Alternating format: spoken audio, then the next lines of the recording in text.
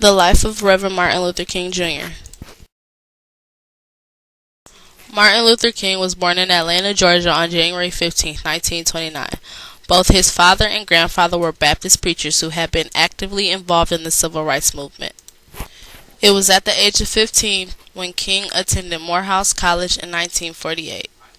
While studying at Crozer Theological Seminary in Pennsylvania, King heard a lecture on the teaching of Mahatma Gandhi and the Nonviolent Civil Disobedience Campaign. King was ordained in 1946 and became a minister of a Baptist church in Montgomery, Alabama in 1954. King received his doctorate degree in 1955 from Boston University. It was in Boston that Martin met his future wife, Coretta Scott, a strong and powerful woman who deeply cared about the civil rights. They were married in 1954 and had 4 children. His philosophy of nonviolent resistance led to his arrest on numerous occasions in the 1950s and 60s. King had been arrested 30 times. Though Martin wasn't originally a part of the NAACP, started in 1909, he joined in 1955. King lectured in all parts of the country and discussed race-related issues with civil rights and religious leaders at home and abroad.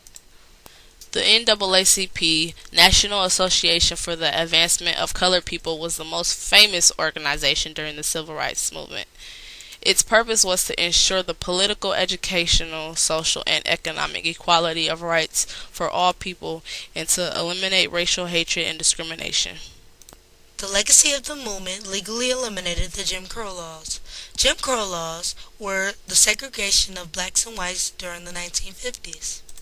The Montgomery bus boycott began in 1955, which was the refusal of blacks riding the buses if they could not choose their own seats. This boycott lasted for about a year. King led the Montgomery boycott of segregated city bus lines, and when they succeeded, it was a major victory to him.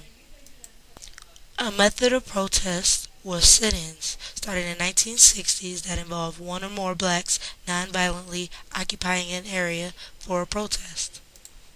The March on Washington, one of his biggest speeches, were for jobs and freedom, was defined as the moment of the American Civil Rights Movement. A case that proved that no matter what the situations were separate but equal would never be equal. It abolished the Jim Crow laws in school.